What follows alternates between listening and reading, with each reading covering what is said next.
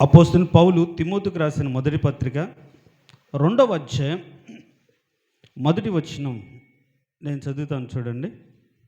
మనము సంపూర్ణ భక్తియు మాన్యతయు కలిగి నెమ్మదిగాను సుఖముగాను బ్రతుకు నిమిత్తము అన్నిటికంటే ముఖ్యముగా మనుషులందరి కొరకును, రాజుల కొరకును, అధికారులందరి కొరకును విజ్ఞాపనలను, ప్రార్థనలను, యాచనలను, కృతజ్ఞతాస్తుతులు చేయవలనని హెచ్చరించుచున్నాను. ఇది మంచిదియు మన రక్షకుడగు దేవుని దృష్టికి అనుకూలమై ఉన్నది. తలలు వంచని చిన్న ప్రార్థన చేసుకుందాం. మహోన్నతుడా, సర్వాధికారి, జీవం కలిగిన దేవా, నీ పరిశుద్ధమైన దివ్యగణ నామమును బట్టి నీకు వేలాది వందనాలు, స్తుతులు, స్తోత్రాలు చెల్లిస్తున్నాం. ఈ విజ్ఞాపన దినముందు ప్రభా, నీ పాద సన్నిధిలో చేరి ప్రార్థించుటకు, యాచించుటకు, అడుగుటకు, బ్రతిమలాడుకున్నట్టుకు మీరు మాకు అనుగ్రహించిన ఈ శ్రేష్టమైన సమయాన్ని బట్టి నీకు స్తోత్రం. ఈ వాక్యం ద్వారా మాతో మాట్లాడి ఒక శ్రేష్టమైన విజ్ఞాపన మేము నీ పాద సన్నిధులు చేయనట్లుగా మమ్మల్ని బలపరిచి నీ సన్నిధులు విజ్ఞాపన చేయనట్లు సిద్ధపరిచి నీకే మహిమ, ఘనత, ప్రభావములు కలిగించుకోమని యేసయ్య అతి శ్రేష్టమైన దివ్యగణ నామమున అడిగి వేడుకుంటున్నాము తండ్రి, ఆమేన్. దేనికి స్తోత్రం. హల్లెలూయా చెప్దాం. హల్లెలూయా. దేవుని దృష్టికి అనుకూలమైన ప్రార్థన. ఈ అనుకూలమైన ప్రార్థన గురించి ఎన్నోసార్లు నేను చెప్పినప్పుడు, మనకు అనుకూలమైనవి కాకుండా దేవుని దృష్టికి ఏది అనుకూలం, ఏ ప్రార్థన అనుకూలం అనేది మనం గమనించి చేయాలని ఎన్నోసార్లు చెప్పాను. సొలొమోను మహారాజు చేసిన ప్రార్థన దేవుని దృష్టికి అనుకూలమై ఉన్నది అని అక్కడ రాయబడింది. దేవుని దృష్టికి అనుకూలమై ఉన్నది కాబట్టి దేవుడు ఆయన అడిగిన దానికంటే, ఊహించిన దానికంటే అత్యధికంగా ఇచ్చాడు. దేనికి స్తోత్రం. హల్లెలూయా. మన ప్రార్థన మనకు మాత్రమే కాకుండా మన పరిసర ప్రాంతాలకు, అంటే మన వ్యక్తిగత జీవితాలకు మాత్రమే కాకుండా ముఖ్యంగా దేవునికి అనుకూలమైన ప్రార్థన కానీ మనం చేయగలిగితే మనకు, మన కుటుంబానికి, మనకు సంబంధించి అంతటి కూడా క్షేమాన్ని, సమస్తాన్ని ఇస్తాడు. దేనికి స్తోత్రం. హల్లెలూయా. అలాంటి అనుకూలమైన ఇంకొక ప్రార్థన దేవుని దృష్టికి మంచిది, దేవుని దృష్టికి అనుకూలమైన ప్రార్థన ఏంటి అంటే, ఇక్కడ ఈ అనుకూలమైన ప్రార్థన ఎందుకు చేయాలి అనేది కూడా ఒకటే వచనంలో అన్ని మాటలు రాయబడి ఉంది. ఒక మాట అక్కడ రాయబడి, మనము నెమ్మదిగాను సుఖముగాను బ్రతుకు నిమిత్తం రాయబడి. మనము నెమ్మదిగా సుఖంగా బ్రతకాలి అంటే మన గురించి మనమే ప్రార్థించి, ప్రభువా నాకు ఈ కష్టం ఉందయ్యా, ఈ దుఃఖం ఉందయ్యా, ఈ వేదన ఉందయ్యా, ఈ శోధన ఉందయ్యా, నాకు ఎన్నో సంవత్సరాలుగా నన్ను ఇలా తరమబడుతున్నానయ్యా అని మన గురించి మనమే ప్రార్థన చేస్తాం. దాన్ని బట్టి నెమ్మది రాదు. కానీ బైబిల్లో చాలా డైరెక్ట్గా మనము సుఖముగా ఉండాలి అంటే, నెమ్మదిగా ఉండాలి అంటే మన గురించి కాదు ప్రార్థన చేయాల్సింది. దేవునికి స్తోత్రం. హల్లెలూయా. మన పరిస్థితుల గురించి కాదు, మన కష్టాల గురించి కాదు, మన బాధల గురించి కాదు. పౌలు చెప్తున్నాడు, మనము సంపూర్ణ భక్తి కలిగి, మాన్యత కలిగి, సుఖంగా, నెమ్మదిగా ఉండాలంటే అన్నిటికంటే ముఖ్యంగా ప్రార్థన చేయాలి. ఎవరి గురించి ప్రార్థన చేయాలి అంటే అక్కడ ఏమనుంది? రాజుల కొరకును, అధికారులందరి కొరకును విజ్ఞాపనలు, యాచనలు, ప్రార్థనలు, కృతజ్ఞతాస్తుతులు చేయాలి. ఇది మంచిది. దేవునికి స్తోత్రం. హల్లెలూయా. సో ఇప్పుడు మనం చేసే ప్రార్థన మనకు నెమ్మది కలిగించాలన్నా, మనం చేసే ప్రార్థనను బట్టి సుఖంగా మనకు బ్రతుకు కొనసాగించబడాలన్నా మనము ఎవరి కోసం ప్రార్థన చేయాలి అంటే రాజులందరి కొరకు, మనుషులందరి కొరకు. అందుకని మరి ముఖ్యముగా, అన్నిటికంటే ముఖ్యముగా అని రాయబడి. అన్నిటికంటే ముఖ్యంగా మనం చేసేది ఏంటంటే ప్రార్థనకి ప్రాధాన్యత ఇవ్వాలి. అన్నిటికంటే ముఖ్యముగా మన బ్రతుకులో అన్నిటికంటే ముఖ్యంగా కొందరు కొన్ని వాటికి ప్రాధాన్యత ఇస్తారు. కొందరు ఈ లోక సంబంధంగా ఉంటే డబ్బుకు, ధనానికి, లేకుంటే బలానికి, బంధుత్వానికి, వాటికి వీటికి ప్రాధాన్యత ఇస్తారు. అది ముఖ్యమైనదిగా ఎంచుతారు. కానీ బైబిల్ ఏం చెప్తుందంటే ప్రార్థనే అన్నిటికంటే ముఖ్యము. దేవునికి స్తోత్రం, హల్లెలూయా. అన్నిటికంటే ముఖ్యం, అన్నిటికంటే ముఖ్యముగా అనే మాట మనం అర్థం చేసుకుంటే మన బ్రతుకులో ఇంకా ప్రాముఖ్యమైనది, ముఖ్యమైనది, ఎప్పటికి వదిలిపోనేది, అన్నిటికంటే ముఖ్యంగా ఉండాల్సిందని ప్రార్థనే. డబ్బు, ధనము, ఆస్తి, అంతస్తు, అందం, ఆరోగ్యం ఇవన్నీ కాదు. ప్రార్థన ద్వారా అన్నీ వస్తాయి. కాబట్టి అన్నిటికంటే ముఖ్యంగా ప్రార్థన ఉండాలి. ఆ ప్రార్థనలో మన గురించి కాదు, ఎదుటి వారి గురించి ఉండాలి. దేనికి స్తోత్రం, హల్లెలూయా. యోబు తన స్నేహితుల నిమిత్తం ప్రార్థన చేస్తే దేవుడు అతన్ని 200 దీవించాడని రాయబడింది. మరి మన జీవితాల్లో మన గురించే చేసుకుంటున్నామా, ఎదుటి వారి గురించి చేస్తున్నామా? ముందు మన కష్టాలు తీరితే, ముందు మన బాధలు తీరితే, ముందు మన కన్నీళ్ళు పోతే వాళ్ళకి చెప్పొచ్చు, వాళ్ళకి బలపరిచే విధంగా మనం ఉండొచ్చు. కాదు, నువ్వు ఏ స్థితిలో ఉండినా ఎదుటి వారి గురించి నువ్వు ప్రార్థించాలి. ఇప్పుడు యోబు అంత పోయిన తర్వాత ప్రభు నన్ను కాపాడావు కాబట్టి వాళ్ళని కూడా కాపాడు అని అన్నాడా? చూడండి, వాళ్ళ గురించి ప్రార్థన చేశాడు. ప్రభువా, వాళ్ళు తెలుసో తెలియకో, పరిస్థితిని బట్టి వాళ్ళు ఇట్లా మాట్లాడారు, నీకు విరోధంగా మాట్లాడారు, దయతో వారిని క్షమించు అని తన స్నేహితుల గురించి తను ఏ స్థితిలో ఉండిన విజ్ఞాపన చేసిన దాన్ని బట్టి దేవుడు ఏం చేశాడు? అతన్ని దీవించాడు. అంటే మన యొక్క నెమ్మది, మన యొక్క సుఖం మన ప్రార్థన మీద ఆధారపడి ఉంటుంది. కానీ అది ఎదుటి వారి గురించి చేసే దాన్ని బట్టి మన బ్రతుకుల్లో నెమ్మది కలుగుతుంది. దేవునికి స్తోత్రం, హల్లెలూయా. అందుకనే సంఘంలో ప్రతి ఒక్క కుటుంబం గురించి ప్రార్థన చేయడానికి గల కారణం, ప్రతి ఒక్క కుటుంబాన్ని ఎత్తి పట్టుకొని వాళ్ళ గురించి దేవుని సన్నిధిలో కన్నీరు కార్చడానికి గల కారణం, వాళ్ళ గురించి చెప్పి వాళ్ళ గురించి ప్రార్థించమని కోరడానికి గల కారణం ఏంటి అంటే, వాళ్ళ గురించి మనం ప్రార్థన చేస్తే దేవుడు మన గురించి పట్టించుకుంటాడు. దేవునికి స్తోత్రం, హల్లెలూయా. సో అన్నిటికంటే ముఖ్యంగా ప్రార్థన చేయాలి. ఆ ప్రార్థనలో మనుషులందరి గురించి రావాలి, అధికారుల గురించి రావాలి, తర్వాత రాజుల గురించి రావాలి. వాళ్ళందరి గురించి మనం ఏం చేయాలి? యాచన చేయాలి, దేవుని బ్రతిమలాడుకోవాలి. కొన్నిసార్లు దేవునికి కృతజ్ఞతాస్తుతులు చెల్లించాలి. ఇప్పుడు పరిస్థితులు మారిపోతున్నప్పుడు, దేవా, అధికారులు మరి ఏ విధంగా మారిపోతున్నారు, క్రైస్తవులు వ్యతిరేకంగా మారిపోతున్నారు, విధి విధానాలు మారిపోతున్నాయి తండ్రి, వాళ్ళు దృష్టి ఉంచండి, మమ్మల్ని దయతో చూచున్నట్లుగా ఒక మంచి మనసు దయచేయండి అని దేవుని దగ్గరికి వెళ్ళి వాళ్ళ గురించి మనం యాచన చేయాలి. ప్రభువా, వాళ్ళకి మంచి మనసు దయ. రాజు హృదయం మార్చగలిగింది మీరే కదా, కోరేషును రేపింది మీరే కదా, నీ బిడ్డల పక్షాన, నీ ప్రజల పక్షాన నిలబడి వారికి అనుకూలంగా ఉండినట్లు నీ కృప చూపించండి. ఎస్తేరు కాలంలో ఏ విధంగా మొర్దెకై జీవితంలో దేవుడు క్రియ జరిగించాడో, ఒక్క రోజే క్రైస్తవులందరినీ ఊచకొత్త కోయాలని ఒక ఆజ్ఞ తీసుకొచ్చిన సందర్భంలో వాళ్ళు దేవుని సన్నిధికి వచ్చి కన్నీరు కాచినప్పుడు దేవుడు ఏం చేశాడు? దాన్ని మార్చి వేసినట్టుగా వాళ్ళ మార్పు గురించి దేవుని సన్నిధిలోకి వచ్చి, ప్రభువా, మమ్మల్ని పరిపాలిస్తున్న రాజులు కావచ్చు, అధికారులు కావచ్చు, వాళ్ళందరికీ మంచి మనసు దయచేయండి అని మనము ప్రార్థన చేయాలి. దేనికి స్తోత్రం, హల్లెలూయా.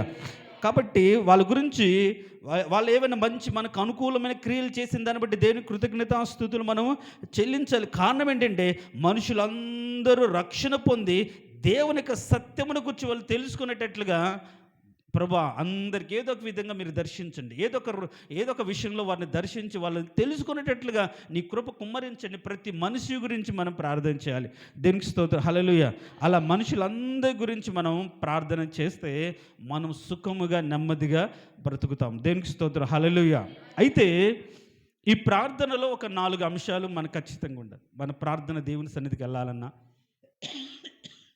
మన ప్రార్థన దేవుని సన్నిధిలో వినిపించాలన్నా ఒక 4 అంశాలు మన ప్రార్థనలో, అన్నిటికంటే ముఖ్యంగా ప్రార్థన అని అనుకున్నాం కదా.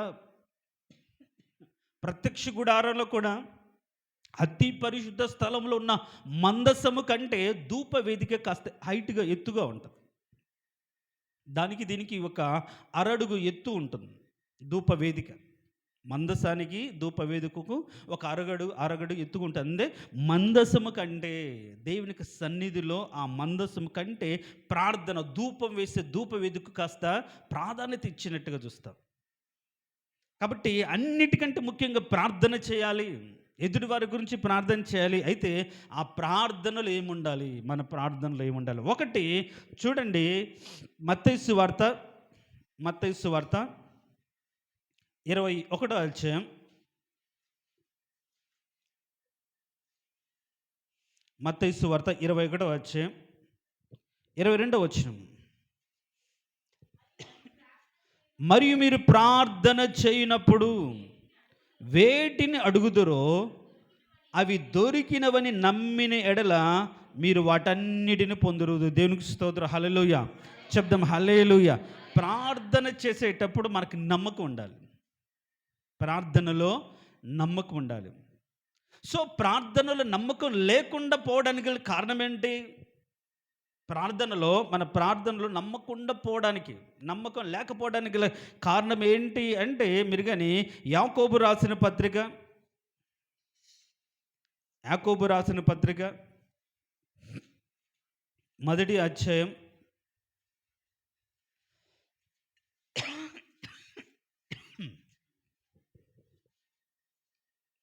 6వ వచనం చదవండి.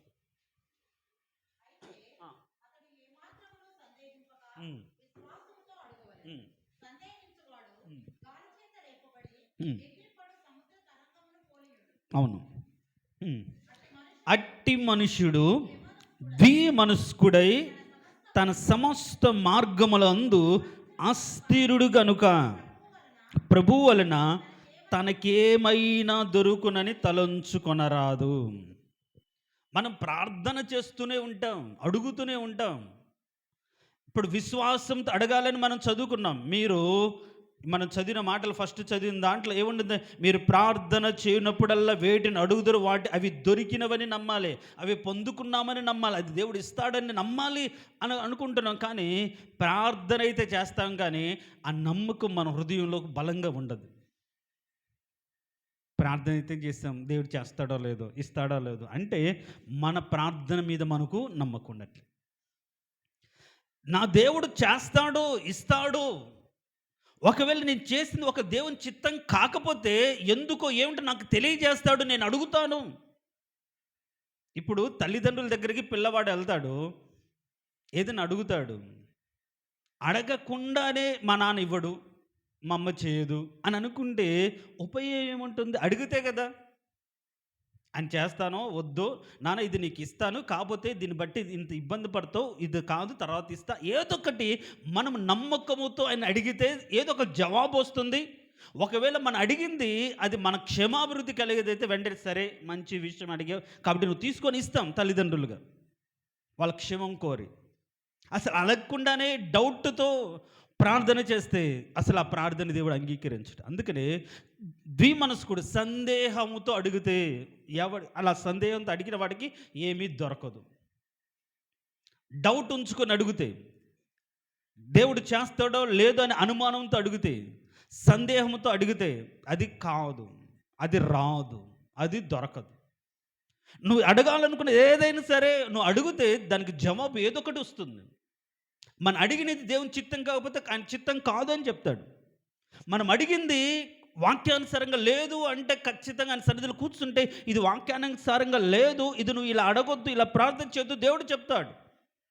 అలా అడగకుండా, అలా చేయకుండా ముందే మనలో మనమే ఆలోచన చేసుకొని దేవుని సన్నిధికి వస్తే అది దొరకదు. అందుకనే సందేహము లేకుండా అడగాలి. అందుకని అక్కడ రాయబడిన, అయితే ఏమాత్రము సందేహింపక విశ్వాసముతో అడగాలి. యాకోబు రాసిన పత్రికలో ఏమాత్రము అంత కూడా సందేహము లేకుండా ఎలా అడగాలి? విశ్వాసంతో అడగాలి. ఒకరి గురించి మనం ప్రార్థన చేస్తున్నాం, వాళ్ళకు స్వస్థత గురించి మనం ప్రార్థన చేస్తున్నాం, వాళ్ళ నెమ్మది గురించి మనం ప్రార్థన చేస్తున్నాం. ఇలా ప్రార్థన చేసేటప్పుడు వాళ్ళ స్థితి అలాంటిది కదా, వాళ్ళు ఇలా దేవుని ఇంత అన్యాయంగా బ్రతికారు కదా, ఇంత దేవుని వ్యతిరేకంగా బ్రతికారు కదా, మన ప్రార్థన దేవుడు వింటాడో లేదో మనం అడగకూడదు. క్షమించేది, క్రియ చేసేది దేవుడు. మనకు చేతది వాళ్ళ పక్షాన దేవుని సన్నిధిలో, అయ్యా 10 మంది ఉంటే రక్షించవా, 20 మంది ఉంటే రక్షించవా అని దేవుని దగ్గర బేరమాడి బతిమలాడుకొని ఏ విధంగా వాళ్ళు రక్షించడానికి దేవుని సన్నిధిలో బూడిదగా తమ్ముని తను తగ్గించుకొని అడగాలి. నమ్మకంతో అడగాలి. దేవుడు నువ్వు కాపాడయ్యా, నువ్వు కనికరించయ్యా, నువ్వు దయ చూపించయ్యా, నువ్వు విడిపించయ్యా, లేకుంటే వాళ్ళు నష్టపోతారయ్యా, నీ దయ చూపించండి అని మనం అడగాలి. కానీ వాళ్ళ క్యారెక్టర్ని బట్టి, వాళ్ళ స్థితిగతులను బట్టి, వాళ్ళ ప్రవర్తనను బట్టి దేవుడు చేస్తాడో లేదో నీకు అనవసరం. క్రియ చేసేది దేవుడు. కాబట్టి వాళ్ళ పక్షాన్ని అడిగేటప్పుడు మనం మనస్ఫూర్తిగా అడగాలి, హృదయపూర్వకంగా అడగాలి, సందేహం లేకుండా అడగాలి, నమ్మకంతో అడగాలి. అందుకనే మీరు ప్రార్థన చేయనప్పుడల్లా దేవుడి గురించి మీరు ప్రార్థన చేసి అది పొందారు అని నమ్మకంతో అడగాలి. నేను పొందుకున్నాను, నేను నమ్మాను, దేవుడు నాకు ఇచ్చాడని విశ్వాసం హృదయంలో కలగాలి. అలా లేకుండా ఉంటే వాడు ఎలాంటి వాడంటే ద్విమనస్కుడు, 2 రకాల మనస్కుడు. వస్తేనేమో దేవుడు నాకు ఇచ్చాడు, దేనికి స్తోత్రం అంటే, రాకపోతే దేవుని చిత్తం కాదేమో నాకు ఇవ్వలేదంట. అంటే అటు ఇటు మైండ్ అండి, డ్యూయల్ మైండ్. అంటే గోడ మీద పిల్లి అంటారు కదా, అటైతే అటు దూకుతుంది, ఇటైతే ఇటు దూకుతుంది. అవకాశవాదులుగా ఉంటారు. మన విశ్వాసం అలా ఉండకూడదు. నమ్మకంతో అడగాలి, కన్నీరు కార్చాలి.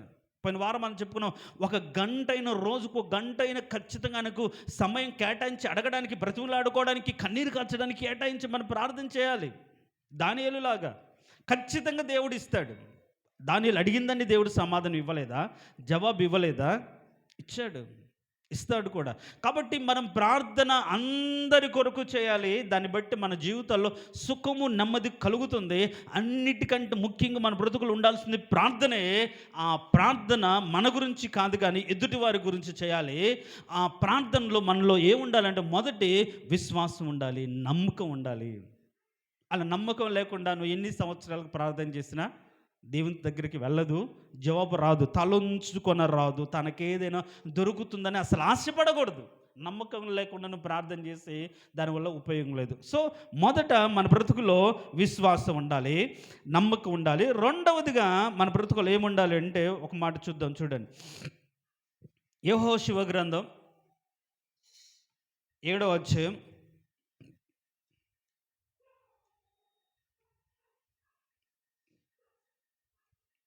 10వ వచనం. యెహోషువ గ్రంథం 7:10. యెహోవా యెహోషువతో ఇట్లనెను, లెమ్ము, నీవేళ ఇక్కడ ముఖము నేల మోపుకొందువు. ఇశ్రాయేలీలు పాపము చేసి ఉన్నారు, నేను వారితో చేసిన నిబంధన వారు మీరి ఉన్నారు. శబ్దమైన దానిలో కొంత తీసుకొని దొంగిలు బొంగి తమ సామాన్లు దాచుకొని ఉన్నారు. కాబట్టి ఇశ్రాయేలు శాపగ్రస్తులై తమ శత్రుల ఎదుట నుంచి నిలవలేక పారిపోతున్నారని చెప్తూ కింది వచనంలోకి వస్తే 13వ వచనం, నీవు లేచి జనులను పరిశుద్ధపరిచి వారితో ఇలాగ చెప్పు, రేపటికి మిమ్మును మీరు పరిశుద్ధపరచుకునుడి. దేవునికి స్తోత్రం, హల్లెలూయా. ఈయన అడుగుతున్నాడు, దేవా మాకెందుకు ఇంత శ్రమ కలిగింది, చిన్న హాయిని పట్టుకోలేకపోయామే, చిన్న హాయి మీదకు వెళ్ళగానే ఇంత పరాభవం కలిగిందే, పరాజయం కలిగిందే, నిలవలేకపోయామే, సముద్రం నిలవలేదు, సూర్యచంద్రులు ఆగిపోయి ఇంతటి ఘనకార్యాలు మా పక్షాన జరిగించిన మీరు ఒక చిన్న హాయి మీదకి ఎందుకు నిలవలేకపోయామని ఆయన దేవుని సన్నిధిలో నేల ముఖం మోపి కన్నీరు కారుస్తున్నారు. బూడిద పోసుకొని కన్నీరు కారుస్తున్నారు, గోనెపట్ట కట్టుకొని అంగలారుస్తూ ఉంటే అని అంటాడు, నువ్వు అంగలార్పు కాదు మొదట కావాల్సింది, ఏడుపు కాదు కావాల్సింది, మన హృదయంలో పరిశుద్ధత ఉండాలి. సో ప్రార్థనలో విశ్వాసం ఉండాలి. అయితే రెండవదిగా ఏముండాలంటే పరిశుద్ధత ఉండాలి. దేవునికి స్తోత్రం, హల్లెలూయా. శుద్ధ హృదయం శుద్ధీకరించుకోవాలి. యెహోషువ అడుగుతున్నాడు, ప్రభా ఎందుకు మా బ్రతుకులు ఈ పరాజయం ఎందుకు నిలవలేకపోయాము అని దేవుని సన్నిధిలో అడుగుతున్నాడు, కన్నీరు కారుస్తున్నాడు, తను దుఃఖపరుచుకుంటున్నాడు అని అంటాడు. నువ్వు ఇంతగా నేల మోపుకోవాల్సిన అవసరం లేదు. మొదట నీ ప్రజలను శుద్ధీకరించండి, ప్రజలు పరిశుద్ధపరచుకోవాలి. అందుకని కింద అంటాడు, అక్కడ ఏముంటుంది 13 వచ్చి కింది భాగంలో, మీ మధ్య శాపగ్రస్తమైనది ఒకటి కలదు, మీరు దాని మీ మధ్య నుండకుండా నిర్మూలము చేయు వరకు మీ శత్రువుల ఎదుట మీరు నిలవలేరు. ఏంటంట, మన శత్రువు అది ఏదైనా కావచ్చు, కొందరి జీవితాలు అనారోగ్యం వారికి ఒక శత్రువు, సమస్యలు వాళ్ళకు శత్రువులు, బాధలు, ఇరుకులు, ఇట్లా రకరకాలైనవి మనకు శత్రువులుగా ఉండి మనల్ని బాధపరుస్తూ ఉంటే వాటి ఎదుట నిలవలేకుండా కృంగిపోతూ, ఎందుకు ప్రభా ఈ బాధ తీసివేయవు, ఎందుకు ప్రభా ఇలా ఉంచిపోయావని మనం మొర్రపెడుతున్నాం, ఏడుస్తున్నాం, కన్నీరు కారుస్తున్నాం. కానీ ప్రభు అంటున్నాడు, నువ్వు ఏడవడం కాదు, ముందు నీ బ్రతుకును పరిశుద్ధపరచుకో, శాపగ్రస్తం ఏదైతే ఉంటే పరిశీలించుకొని శుద్ధీకరించుకో. పరిశుద్ధపరుచుకుంటే తప్ప నేను ఇది మీ మధ్యలో ఉండను. ప్రార్థనలు ఏముండాలంటే పరిశుద్ధత ఉండాలి. హృదయం యొక్క మనకు దేవునికి మనకు అడ్డుకున్న వాటిని తీసివేసుకోవాలి.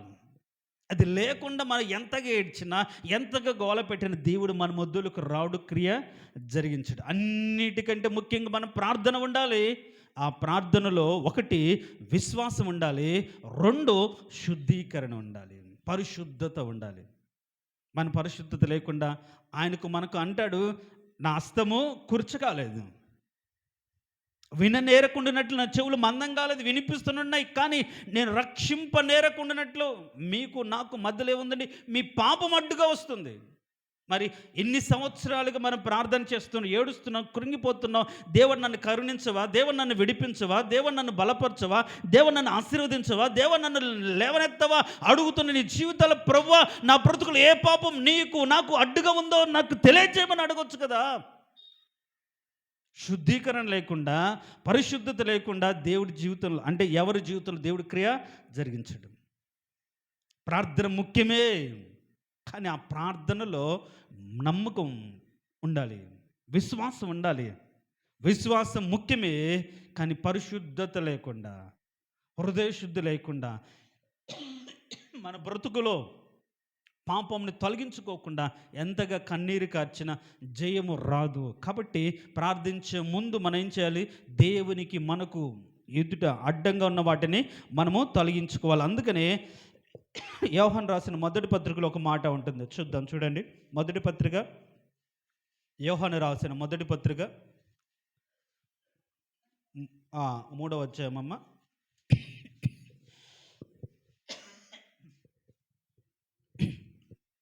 3వ అధ్యాయం 19-20 వచనాలు.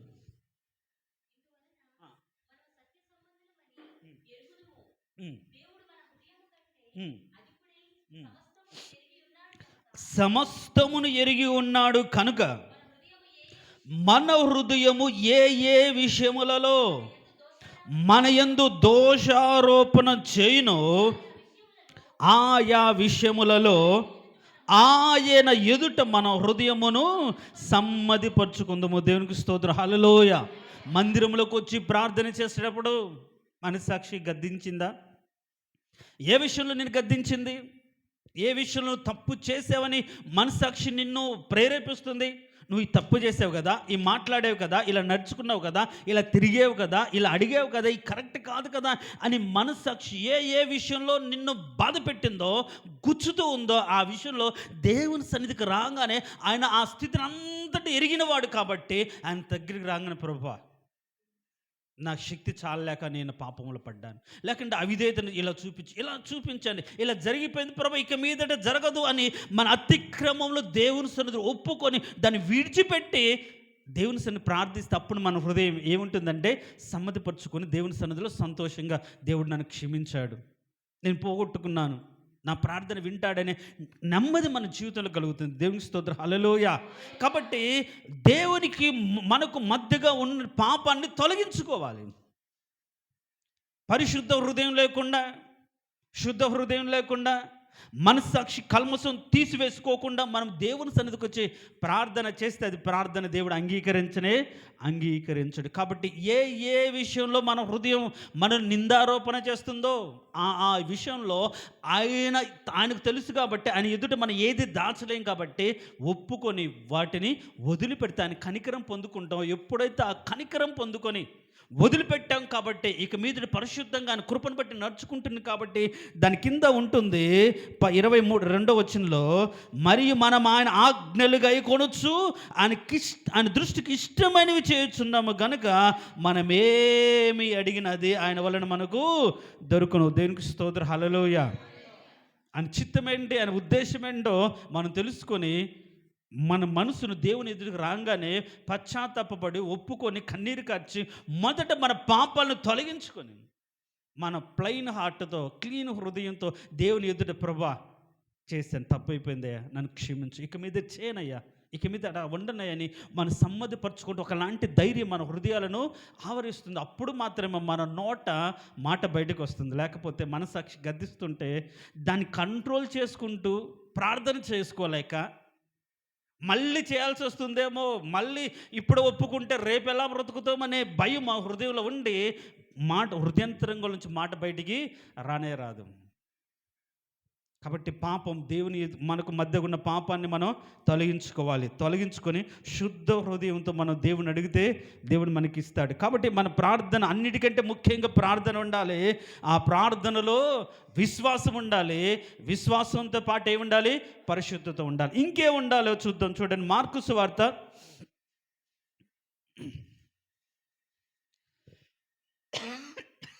11వ అధ్యాయం. మార్కు సువార్త 11:25 వచనం.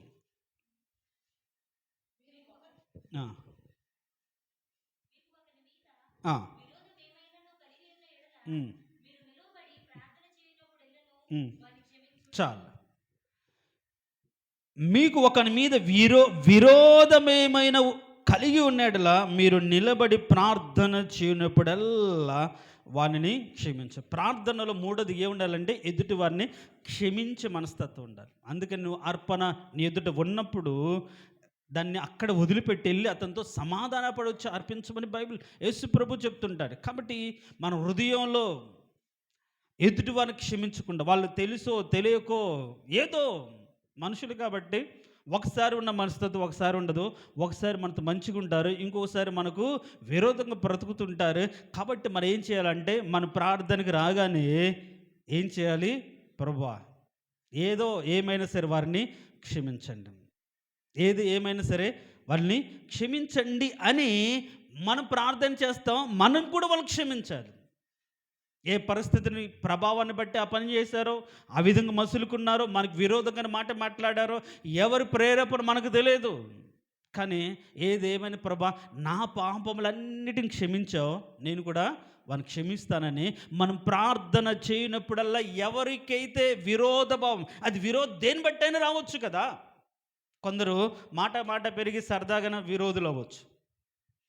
ఏ విరోధ భావం అంటే ఒకరికొకరు పడని మనస్తత్వం, ఏదైనా సరే ఇంకొకరు మధ్యలో చిచ్చు పెట్టిన దాన్ని బట్టి, ఇంకొకరు చెప్పిన దాన్ని బట్టి విరోధ భావం పెంచుకోవచ్చు.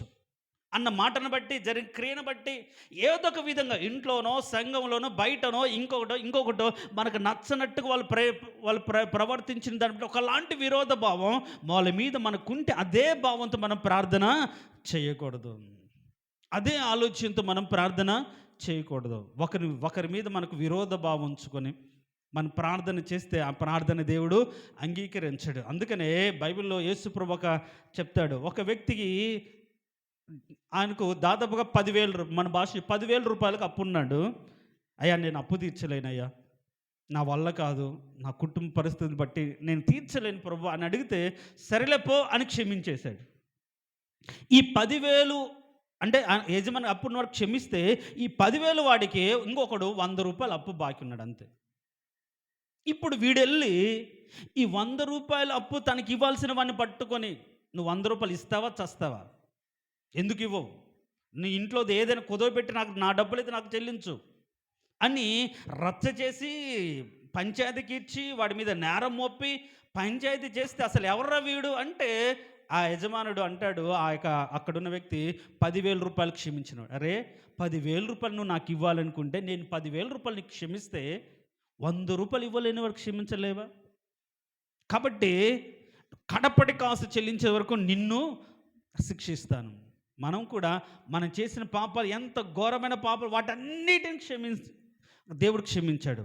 కానీ మన ఎడల ఒక మాట అన్న, మన ఎడల ఒక ఏదైనా క్రియ చేసిన వాళ్ళు క్షమించకుండా హృదయంలో మోస్తూ దేవుని సన్నిధికి వచ్చి కన్నీరు కారిస్తే ఆ ప్రార్థన దేవుడు అంగీకరించు. కాబట్టి ప్రార్థన చేయనప్పుడల్లా మీకు ఎవరి మీదైనా విరోధ భావం ఉంటే వారిని మనస్ఫూర్తి క్షమించండి.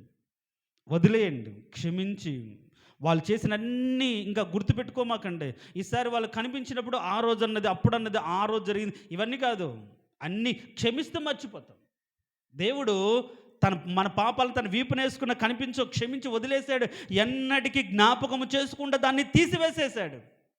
అంతే. క్షమాపణ అంటే ఎదుటివారు చేసిన మాటలు, ఎదుటివారు అన్న మాటలు క్షమించి వదిలేయాలి. ఒకవేళ ఆ క్షణం మనసు వచ్చినా సరే దాన్ని పక్కన పెట్టి యేసు నామమున అది వదిలేసాను అనుకొని మళ్ళీ సమాధానంతో వాళ్ళు ఉండాలి. దేవునికి స్తోత్రం, హల్లెలూయా.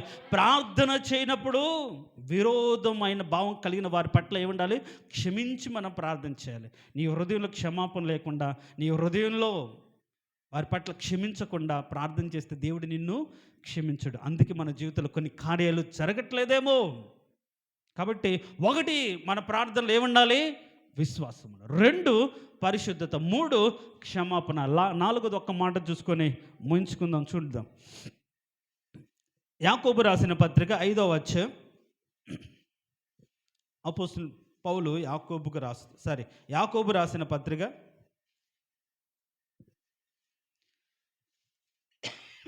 5వ అధ్యాయం 17వ వచనం.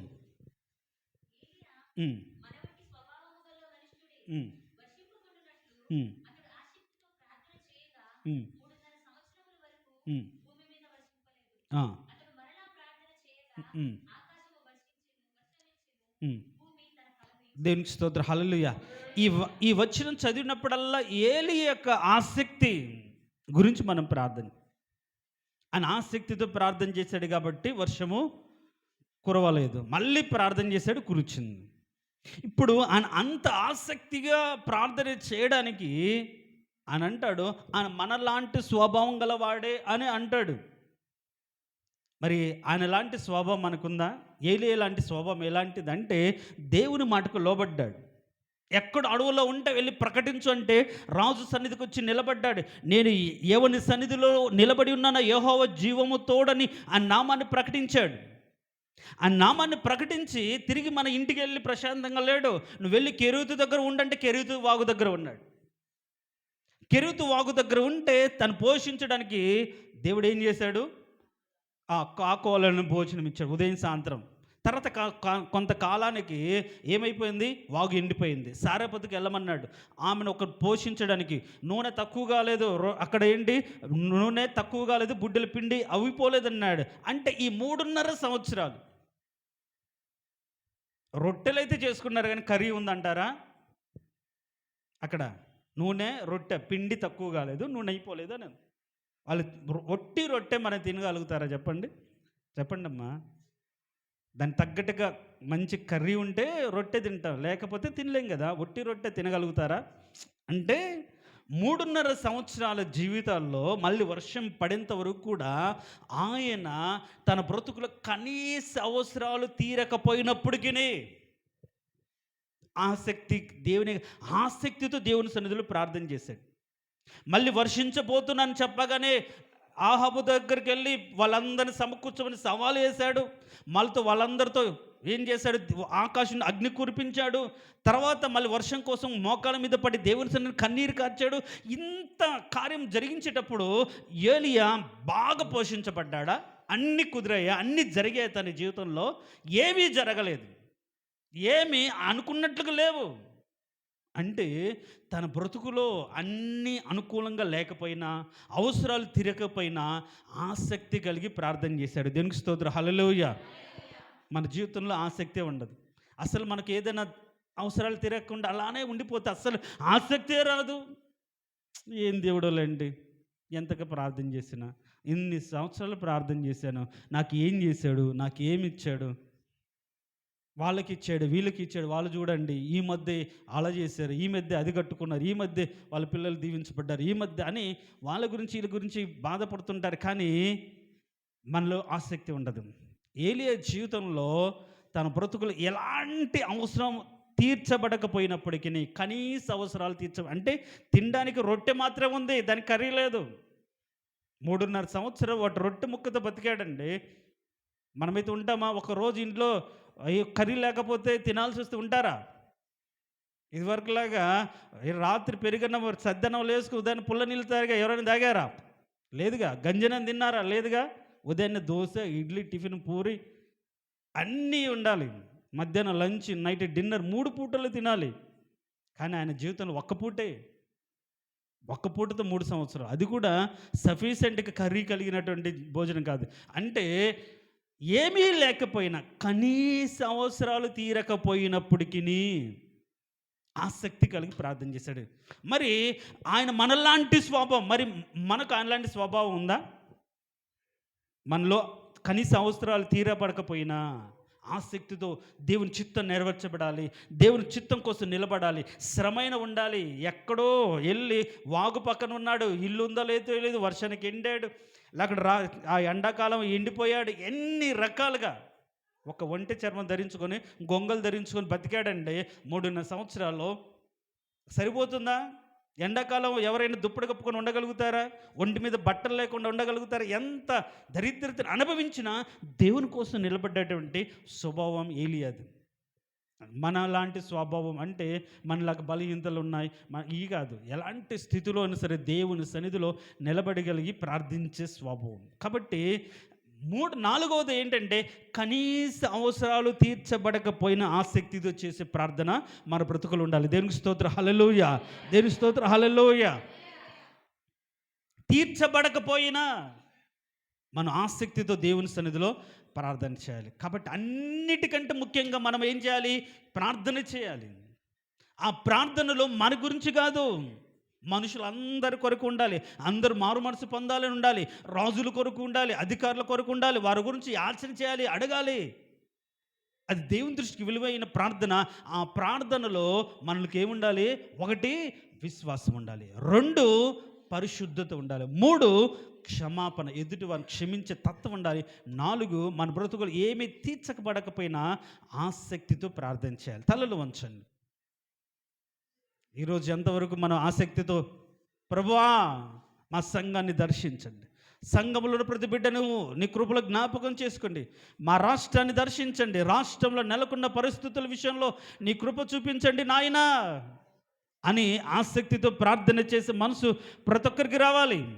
ఎవరు మౌనంగా ఉండకుండా నోరు తెరిచి, అన్నిటికంటే ముఖ్యంగా మనం చేయవలసింది ప్రార్థనే.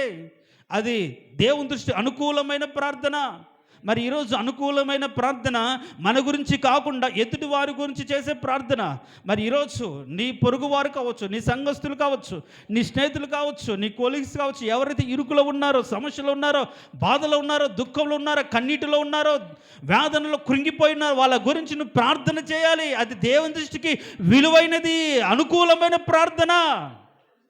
నీ బ్రతుకులో కనీస అవసరాలు తీర్చబడకపోయినా సరే సంఘ క్షేమం కోసం, ప్రభువా నా ప్రజల పక్షాన్ని కృప చూపించండి, నేను తెలుసుకునే విధంగా నీ కార్యము జరిగించండి నాయనా అని ఏలియా లాంటి మనస్తత్వంతో దేవుని సంఘంలో మనం ప్రార్థన చేయాలి.